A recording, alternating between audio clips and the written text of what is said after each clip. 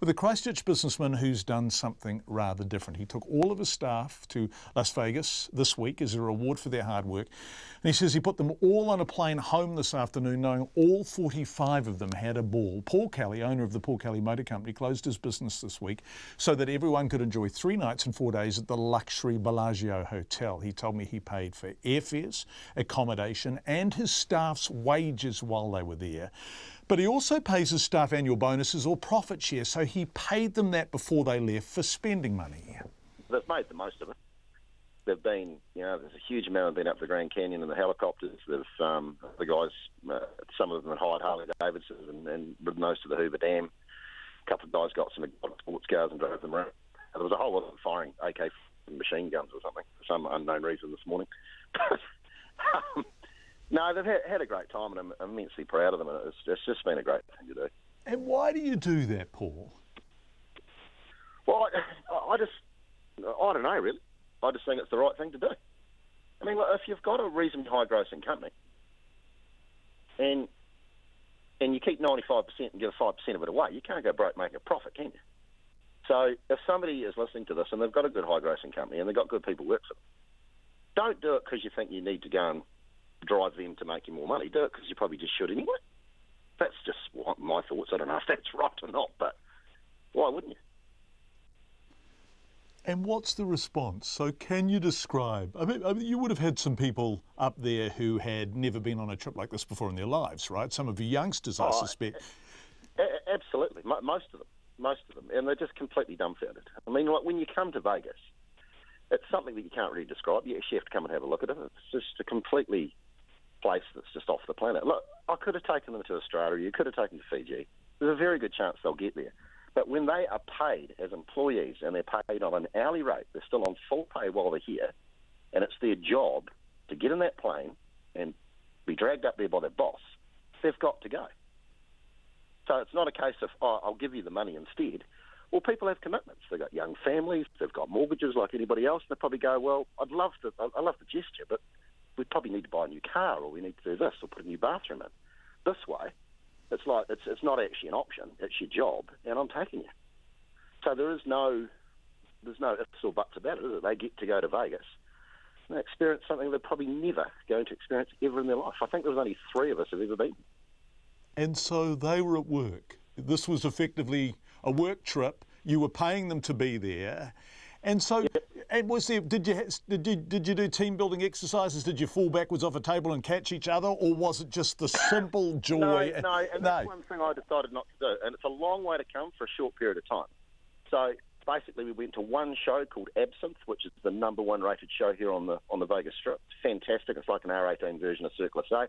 It's not rude. It's just quite out there and funny and so forth.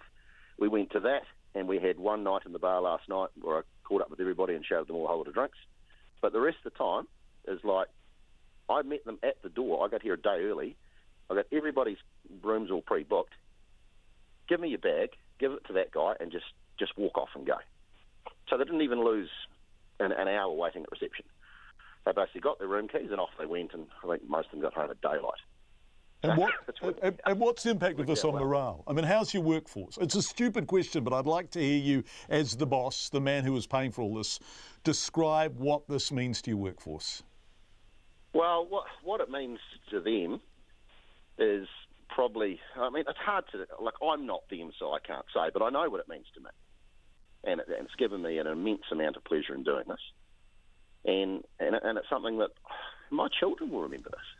They'll go, Dad was the guy that did that. Now, the chap Hubbard that had the cereal, that's all I can remember him doing, taking his staff overseas. I'll never forget that story that was on 60 Minutes or whatever. So, if you can do those things, I think you should do them. But, the staff, without a doubt, they will never, ever, ever forget this. But I do this sort of stuff every year. We certainly don't go to Vegas, but we close the business down one day every year, and they've all flown helicopters, they've flown aeroplanes, they've done, I can't even think what they've done. It's just, the list goes on and on and on. But you imagine if you, say for instance, there's things like a supermarket. But imagine all those young people on that checkout counter if they went to their boss and said, it's amazing, this bonus you've paid me this year is another helping hand to get my first house. Wouldn't the supermarket owner feel good? I mean, I don't know. It would make me feel good. And if we use the example of supermarkets, particularly those in the foodstuffs stable, which are owner-operated, some of those guys, some of those women are making huge sums of money. So what you're saying is... They make... I'm telling you now, I don't make anything like they do. No. I mean, some of the big pack and saves are making the GDP of a small Pacific nation, right? So what you're saying is share, reward, include, and it feels good. You know, you might even want to start just filling up the fridge full of beer on a Friday and a couple of bottles of champagne or something. That'd be a start, wouldn't it? I don't know. I'll probably get shocked for saying all this, but I don't know.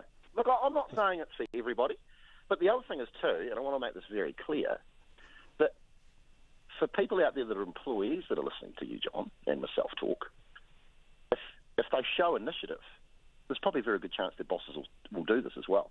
But I think most people show reasonable initiative, so I don't know.